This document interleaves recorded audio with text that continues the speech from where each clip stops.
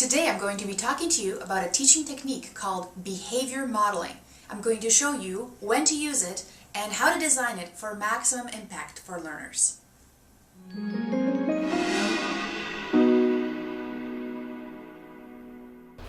Before we get into the do's and don'ts of behavior modeling, I want you to know that this teaching activity is designed to coach and guide the learners and also to teach them interpersonal skills and behaviors.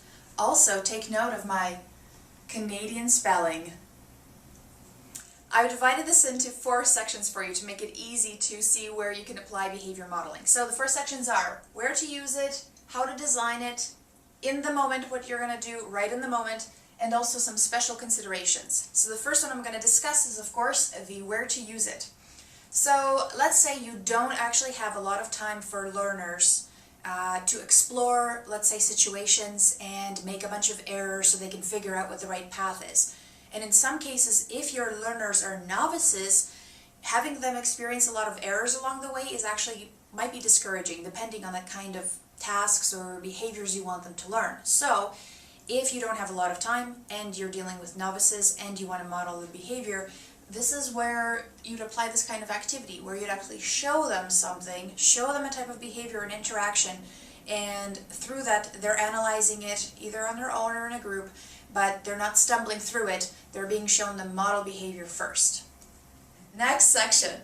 Alright, so what you're doing in behavior modeling is that you're having learners watch a scenario and they're observing it, and you don't want it to be a passive process. So first, note on your scenario that you're showing. Make sure it's short and make sure it's really high quality video.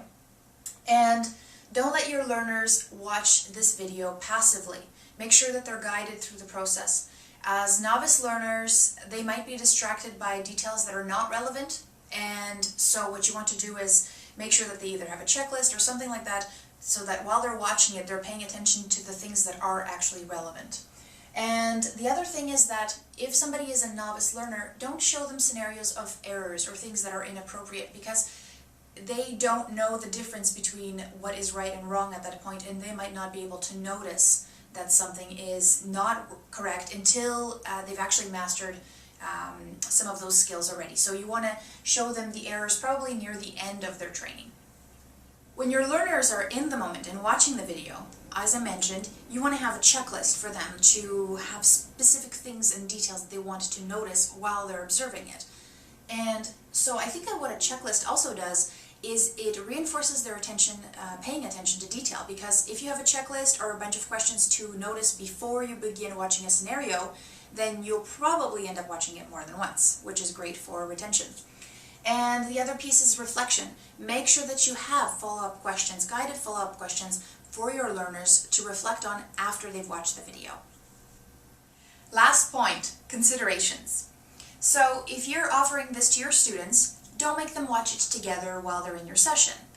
What I suggest is that you offer it to your learners ahead of time, let them do the checklists, let them work through the reflection questions, and then when they come together, let's say in a virtual space, now you're using that time for maximum collaboration. Also, build reflection into the facilitator guide. No matter how good the facilitator, I think that reflection and the types of answers that should be provided by learners should be worked into the facilitator guide, so don't leave reflection to chance. In conclusion, I believe that behavior modeling can be a great time saver when you want to teach behavioral skills or coach and guide the learner. And if you like this video, then please subscribe, and I hope to see you next time.